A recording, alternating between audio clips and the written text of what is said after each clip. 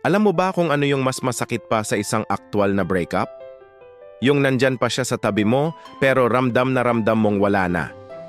Yung para kayong dalawang estranghero na nagsasama sa iisang bubong. Hindi mo na kailangan ng salitang ayoko na para maramdaman mong tapos na. Yung katahimikan na mismo ang sumisigaw na wala ng pagmamahal na natitira. Naaalala mo pa ba? Dati, halos hindi matapos ang araw nang hindi niya tinatanong kung kumusta ka. Lahat ng maliliit na detalye tungkol sa buhay mo, gusto niyang malaman. Yung mga pangarap mo, yung mga takot mo, yung simpleng kinain mo lang sa tanghalian. Para bang ikaw yung paborito niyang libro na hindi siya nagsasawang basahin. Yung mga ngiti niya, parang laging nakalaan para sa'yo. Ikaw ang sentro ng mundo niya at ramdam na ramdam mo yon sa bawat kilos at salita niya. Ang sarap sa pakiramdam, di ba? Yung alam mong may isang taong ganun ka-interesado sa bawat bahagi ng pagkatao mo. Pero tingnan mo ngayon, para bang biglang nagbago ang lahat ng hindi mo namamalayan. Yung dating walang katapusang tanong, napalitan ng nakabibinging katahimikan. Nandyan siya, oo, pero para ka na lang hangin na dumadaan.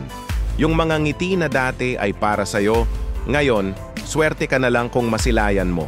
Kadalasan, nakikita mo na lang siyang nakatitig sa kawalan o abala sa telepono niya na parang mas mahalaga pa ang scroll sa social media kaysa sa presensya mo.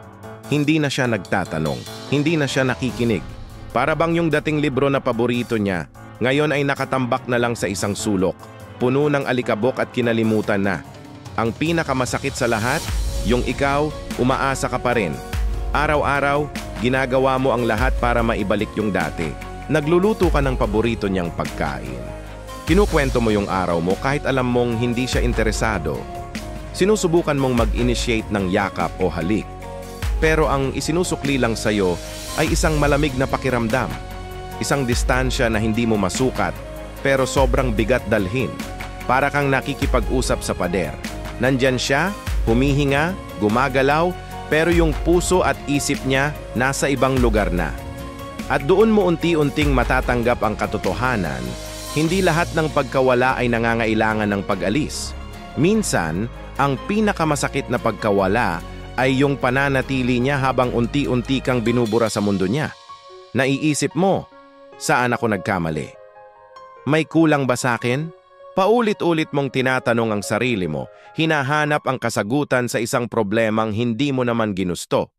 Nagbibigay ka pa rin ng 100%, umaasang isang araw, magigising na lang siya at maaalala ka niya ulit. Na maaalala niya kung gaano kayo kasaya. Pero ang katotohanan, minsan, wala kang kailangang baguhin sa sarili mo. Hindi mo sila kailangang habulin. Dahil hindi naman sila nawawala para hanapin. Sadyang tumigil lang silang magmahal. They didn't leave. They just stopped caring. At kapag nangyari yon, ang pinakamagandang regalo na maibibigay mo sa sarili mo ay ang katapangan na tanggapin na kahit nandyan pa sila, kailangan mo nang magsimulang maglakad palayo para sa sarili mong kapayapaan. Mahirap, pero kailangan. Tandaan mo, you deserve a love that stays, a love that cares, a love that shows up, hindi lang sa pisikal na paraan, kundi pati sa emotional at mental. You deserve more than just a presence.